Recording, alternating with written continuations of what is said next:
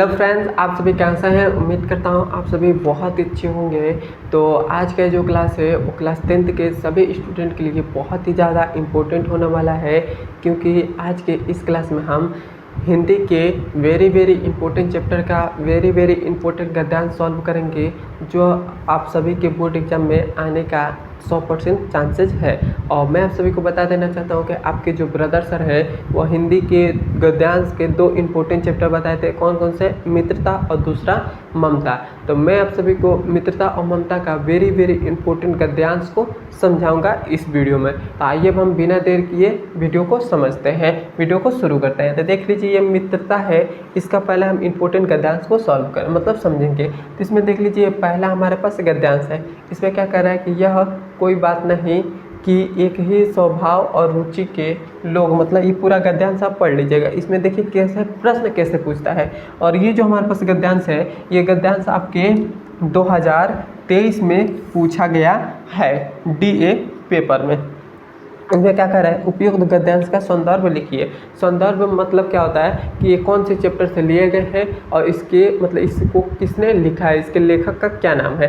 तो इसका उपयुक्त गद्यांश का संदर्भ कैसे लिखेंगे? तो लिखेंगे प्रस्तुत गद्यांश हमारी पाठ्य पुस्तक के हिंदी के मित्रता नामक पाठ से लिया गया है। इसके लेखक आचार्य रामचंद्र शुक्ल जी है। इतना आप लिख देंगे तो उपयुक्त गद्यांश हो जाएगा। कैसे आप लिखेंगे कि प्रस्तुत गद्यांश हमारी पाठ्य पुस्तक के हिंदी के मित्रता नामक पाठ से लिया गया है। इसके लेखक आचार्य रामचंद्र शुक्ल जी हैं। और इतना आप लिख देते हैं तो हमारे पास क्या हो जाएगा? उपयुक्त गद्यांश हमारा सॉल्व हो जाएगा। उसके बाद क्या कर रहा है? कह रहा है कि गद्यांश के रेखांकी अंश की व्याख्या कीजिए। मतलब हमें रेखांकी अंश की व्याख्या करना है। तो ये जो हमारे पास लाइन दिया गया है, इसकी हमें व्याख्या करना है। मतलब हमारी लाइन यहाँ से लेकर यहाँ तक दिया गया है, यहाँ से लेकर यहाँ तक हमको दिया गया है। तो इसकी हमें व्याख्या करना है इसकी। तो इसकी व्याख्या का मतलब क्या होता है? आपको कोई भी जब भी आपको गद्यांश में कुछ भी रटना नहीं है, अपने मन से इसको सॉल्व करिए, अपने मन से बनाइए। कैसे बनाएंगे? देखिए, अपने मन का जो बात है, आपका जो दिल में आ रहा है, वही आप क्वेश्चन में लिख दीजिएगा, आपका वो आंसर सही हो जाएगा। क्या कह रहा है? कह रहा है कि यह कोई बात नहीं कि एक ही स्वभाव और रुचि के लोगों में ही मित्रता हो सकती है। तो आप अपने भाषा में कैसे लिख सकते हैं? तो यहाँ पर लिखेंगे जब भी आप कोई भी गद्यांश के रेखांक अंश की व्याख्या करेंगे, तो जिसके लेखक जो है, मतलब इसके जो लेखक है, किसने लिखा है? आचार्य रामचंद्र शुक्ल जी लिखे हैं। तो आप यहाँ से लिखेगा कि आचार्य रामचंद्र शुक्ल जी कहते हैं कि यह कोई बात नहीं कि एक ही स्वभाव और रुचि के लोगों में मित्रता हो सकती है। ऐसे अपने भाषा में आप लिख सकते हैं। या आप थोड़ा सा और बढ़ा चढ़ा कर लिखना चाहते हैं तो आप लिखेंगे कि आचार्य रामचंद्र शुक्ल जी कहते हैं। क्या लिखेंगे? बस आप इतना लिख देते हैं कि आचार्य रामचंद्र शुक्ल जी कहते हैं। उसके बाद आप थोड़ा सा मतलब कि यह कोई बात नहीं कि एक ही स्वभाव, क्या लिखेंगे? एक ही स्वभाव। स्वभाव का मतलब क्या होता है कि हमारे अंदर जो गुण है। तो आप लिख सकते हैं कि यह कोई बात नहीं कि एक ही गुण के, क्या आप लिख सकते हैं? स्वभाव का मतलब क्या है? गुण है। तो अपने मन से थोड़ा बहुत बनाना सीखिए, कुछ भी बनाना सीखिए, रटना मत सीखिए। तो एक ही गुण और रुचि के थोड़ा बस अलग आप कर देंगे, मतलब इस गद्यांश में थोड़ा सा आप अलग कर देंगे तो आपको फुल मार्क्स मिल जाएगा। तो अपने मन से बनाना सीखिए। मैं आप सभी को बताना रही हूँ, रेखांकी अंश की व्याख्या मैं नहीं बताऊँगा, अपने मन से लिखना है। क्योंकि मैं बताऊँगा तो आपको दिमाग में आ जाएगा कि सर ने यही बताया था, यही आपका यही सही होगा। लेकिन मैं आप सबको गद्यांश नहीं बताऊँ, अपने मन से लिखिएगा। अपने मन से जब लिखने की प्रैक्टिस करेगा तो 1-2 मतलब लिखेंगे तो थोड़ा बहुत गलत होगा। लेकिन जब अब से आप लिखने लगेंगे, मतलब ये देखकर पढ़ने लगेंगे, तो आपके दिमाग में बैठने लगेगा और आपको हर एक गद्यांश आपको समझ में आने लगेगा कि क्या क्या हमसे पूछ रहा है, और आप लिख देंगे। तो इसमें रेखांकित अंश की व्याख्या ये करना है। उसके बाद हमें क्या कह रहा है कि व्यक्ति एक दूसरे की ओर क्या देखकर आकर्षित होते हैं। तो ये हमें मतलब 2 प्रश्न सॉल्व हो गया। तीसरा जब भी ऐसा प्रश्न पूछेगा तो तीसरा प्रश्न इस गद्यांश में ही उसका उत्तर होता है। कैसे? इसमें देख लीजिए क्या बात इम्पोर्टेंट है, मतलब इस प्रश्न में क्या बात इम्पोर्टेंट है। इम्पोर्टेंट है कि व्यक्ति एक दूसरे की ओर क्या देखकर आकर्षित इम्पोर्टेंट है, एक दूसरे की ओर। इसमें इस गद्यांश में देख लीजिए आकर्षित या एक दूसरे की ओर क्या है। तो यहाँ पर हमको दिखाई दे रहा है एक दूसरे की ओर आकर्षित, दोनों हमको मिल गया। तो ये पैराग्राफ कहाँ से शुरू हो रहा है, यहाँ से लेकर और कहाँ तक खत्म हो रहा है, यहाँ तक। तो आप यहाँ तक लिख देंगे तो इसका आंसर हो जाएगा। अब मैं आशा करता हूँ कि आपको यहाँ तक आपको समझ में आया होगा। नहीं समझ में आया तो कमेंट करिए कि मैं फिर से नए वीडियो बनाऊंगा, उसमें और कोशिश करूँगा आपको और अच्छे तरीके से समझाने के लिए। तो यहाँ तक मैं आशा करता हूँ कि आपको समझ में आया होगा। अब हम चलते हैं इसके अगले नंबर गद्यांश पर। समझ में आ रहे थे एक बार मुझे कमेंट में ज़रूर बताइएगा। अब देखिए ये हमारे पास दूसरा नंबर गद्यांश है। देख लीजिए ये दूसरा नंबर गद्यांश है, ये कितना इम्पोर्टेंट है। देख लीजिए ये 2013 में, 2015 में, 2019 में, 2022 में यह गद्यांश पूछा गया है। मतलब 4 बार आपके बोर्ड एग्जाम में यह गद्यांश आ चुके हैं। तो इसमें क्या कह रहा है कि इसमें प्रश्न कैसे पूछेगा। कह रहा है उपयुक्त गद्यांश का संदर्भ लिखिए। संदर्भ मतलब वही बात अभी मैंने आपको बताया था। संदर्भ हर गद्यांश का एक ही होता है। मतलब एक चैप्टर का जितने भी संदर्भ होंगे, जितने भी गद्यांश के संदर्भ होंगे, सब वही होंगे एक चैप्टर के। उसके बाद कह रहा है कि रेखांक अंश की व्याख्या कीजिए। तो रेखांक अंश की व्याख्या मतलब अभी मैं फिर से आपको मैं समझा रहा हूँ। तो ये रेखांक अंश की व्याख्या कहाँ से शुरू हो रहा है, यहाँ से शुरू हो रहा है और यहाँ पर खत्म हो रहा है। तो कैसे आप लिखेंगे कि आचार्य रामचंद्र शुक्ल जी कहते हैं। इसको किसने लिखा है, आचार्य रामचंद्र शुक्ल जी।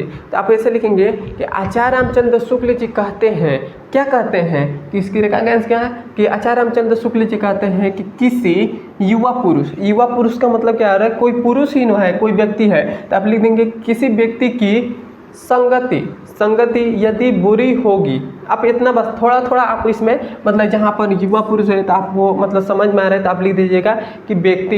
युवा पुरुष का मतलब क्या होता है, व्यक्ति ही होता है। तो आप लिख देंगे कि आचार्य रामचंद्र शुक्ल जी कहते हैं किसी पुरुष की संगति यदि बुरी होगी तो उसके पैरों के बांधी चक्की के समान होगा।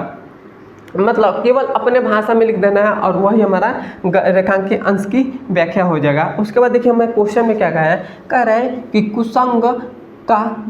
कुसंग का व्यक्ति के जीवन पर क्या प्रभाव पड़ता है, क्या प्रभाव होता है। मतलब इसमें क्या कह रहा है, क्या प्रभाव पड़ता है कुसंग का। तो इसमें देख लीजिए एक तो इम्पोर्टेंट है कुसंग का और प्रभाव, दो बात इंपॉर्टेंट रहते हैं। इसमें देख लीजिए कुसंग कहाँ पर है, सबसे पहले ही हमें कुसंग मिल रहा है। तो ये पैराग्राफ कहाँ से शुरू हो रहा है, यहाँ से लेकर यहाँ तक हो रहा है। तो यहाँ तक लिख देंगे तो आंसर उसका हो जाएगा। या फिर से ऐसे इसको आपको घुमा कर कह दी सॉरी देखिए इस प्रश्न को कैसे घुमा कर भी पूछ सकता है। कैसे पूछेगा, कहेगा कि कुसंग का प्रभाव व्यक्ति के जीवन पर किस प्रकार पड़ता है। मतलब कुसंग का प्रभाव से यही क्वेश्चन को घुमा कर पूछ रहा है। तो दोनों क्वेश्चन एक ही है। उसके बाद हमसे क्वेश्चन में कह रहा है कि युवा पुरुष की संगति यदि बुरी होगी तो उसका क्या परिणाम होगा। मतलब हमसे कह रहा है कि युवा पुरुष की यदि संगति बुरी होगी तो उसका परिणाम क्या होगा। तो इसमें देख लीजिए संगति एक आ रहा है, उसके बाद बुरी आ रहा है, उसके बाद परिणाम आ रहा है। 3 बातें इंपॉर्टेंट है तो इसमें, और युवा पुरुष भी आ रहा है। तो देखिए 4 बात इंपॉर्टेंट है। इसमें चारों में से देख लीजिए कौन सा इसमें मिल रहा है इस गद्यांश पे। तो हमें देख लीजिए युवा पुरुष। तो सबसे पहले मैंने अभी युवा पुरुष में बताया था युवा पुरुष। तो यहाँ से गद्यांश शुरू हो रहा है और कहाँ पर ख़त्म हो जा रहा है, यहाँ पर। मतलब ये पैराग्राफ कहाँ पर ख़त्म हो जा रहा है, ये पैराग्राफ यहाँ पर ख़त्म हो जा रहा है। तो यहाँ से लेकर यहाँ तक आप लिख देंगे तो इसका आंसर हो जाएगा। अब मैं ऐसा करता हूँ यहाँ तक समझ में आ गया होगा। अब हम चलते हैं इसके अगले नंबर गद्यांश पर। तो देख लीजिए ये हमारे पास अगला नंबर गद्यांश है। यह हमें क्या कह रहा है कि इसमें भी उपयुक्त गद्यांश का संदर्भ लिखिए। सेम वही बात आपको लिखना है। उसके बाद रेखांक अंश की व्याख्या करना है। मतलब अब ये जो रेखा अंश की व्याख्या है इसके अपने भाषा में लिख देना है। उसके बाद हमें क्वेश्चन में क्या कह रहा है, किन लोगों की संगत करना हमारे लिए बुरा है। मतलब हमें किन लोगों का संगत करना बुरा है। तो एक तो संगत आ रहा है और एक बुरा आ रहा है। तो इसमें क्वेश्चन देख लीजिए कि संगत और बुरा कहाँ पर है। तो यहाँ पर हमको इसमें खोज लेना है संगत और बुरा। तो इस क्वेश्चन में देख लीजिए यहाँ पर हमको बुरा दिखाई दे रहा है। तो हमें क्या करना है, ऐसे लोगों का साथ करना हमारे लिए बुरा है। मतलब यहाँ से पैराग्राफ शुरू हो रहा है और कहाँ पर ये ख़त्म हो जा रहा है, यहाँ पर। यहाँ पर भी खत्म हो जाएगा, यहाँ तक भी आप लिख देंगे तो आंसर वही हो जाएगा। यहाँ तक लिखिए, यहाँ तक आपका आंसर वो दोनों का सही है। यहाँ तक हो गया। उसके बाद फिर से अगला नंबर गद्यांश पर चलते हैं। अगला नंबर ये देखिए गद्यांश हमारा है, कह रहा है कि विश्वास पात्र, कह रहा है विश्वास पात्र मित्र से सबसे बड़ा रक्षक होता है।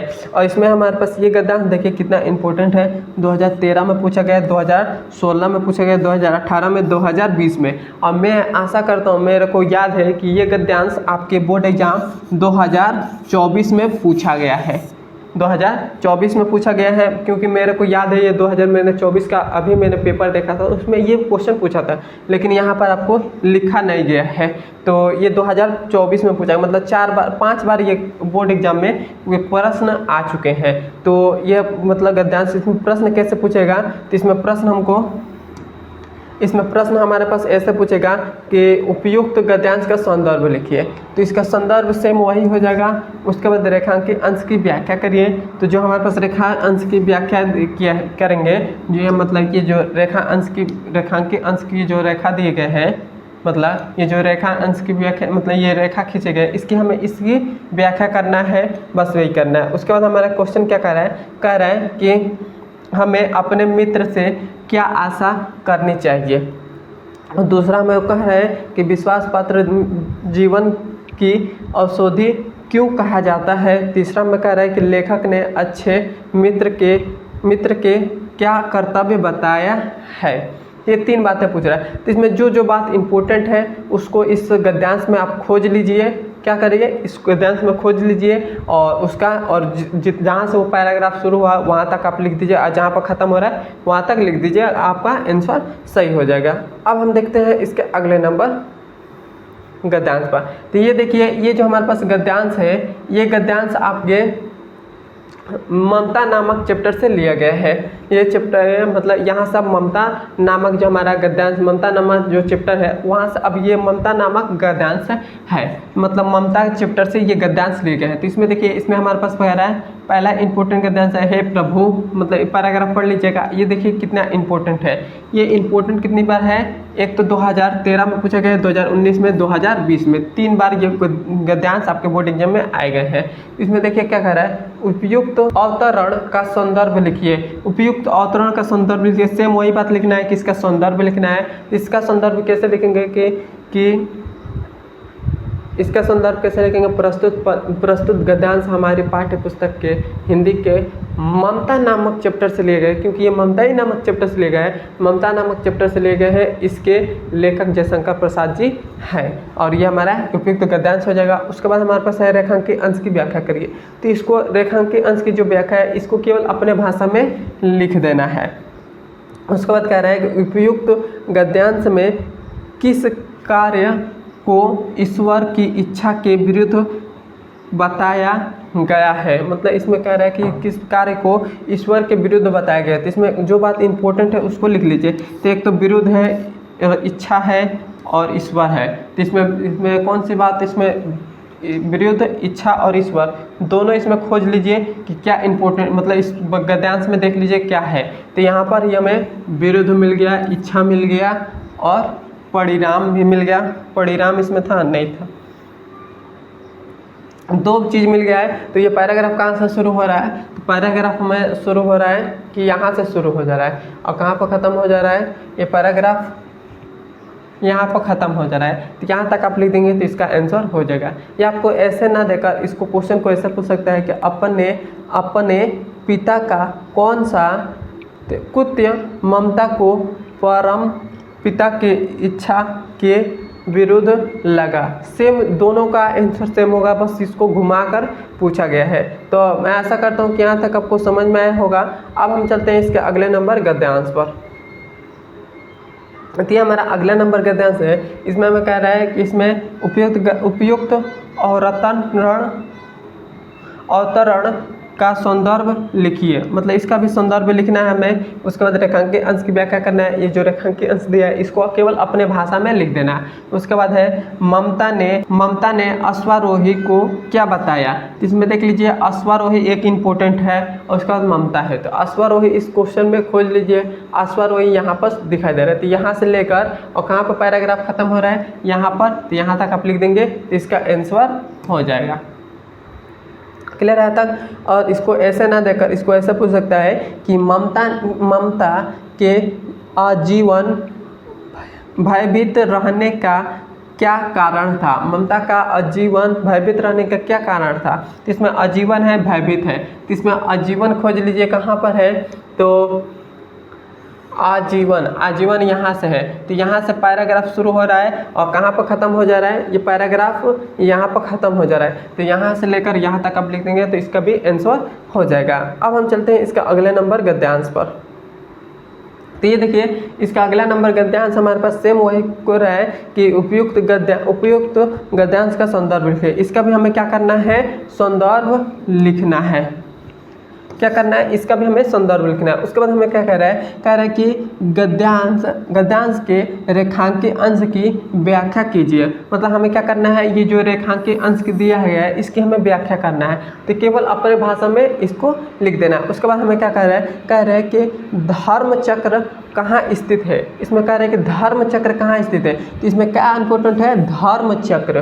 क्या इंपॉर्टेंट है, धर्म चक्र। तो इस गद्यांश में खोज लीजिए धर्म चक्र कहाँ पर है, यहाँ पर है धर्म चक्र। ये गद्यांश यहाँ से शुरू हो रहा है और कहाँ पर खत्म हो जा रहा है, ये गद्यांश यहाँ पर खत्म, मतलब ये पैराग्राफ यहाँ पर खत्म हो जा रहा है, यहाँ से शुरू हो रहा है यहाँ तक। तो आप इसका आंसर यहाँ से लेकर यहाँ तक लिख देंगे तो आपका आंसर सही हो जाएगा। मैं आशा करता हूँ कि आपको यहाँ तक आपको समझ में आया होगा। और कोई भी आपको समझने में कोई भी प्रॉब्लम आ रही है तो मेरे को बताइए कि ये चीज़ मुझे समझने में प्रॉब्लम आ रही है, मैं आपको उसका समझा दूँगा। अब हम मिलते हैं इसके अगले नंबर वीडियो में। धन्यवाद।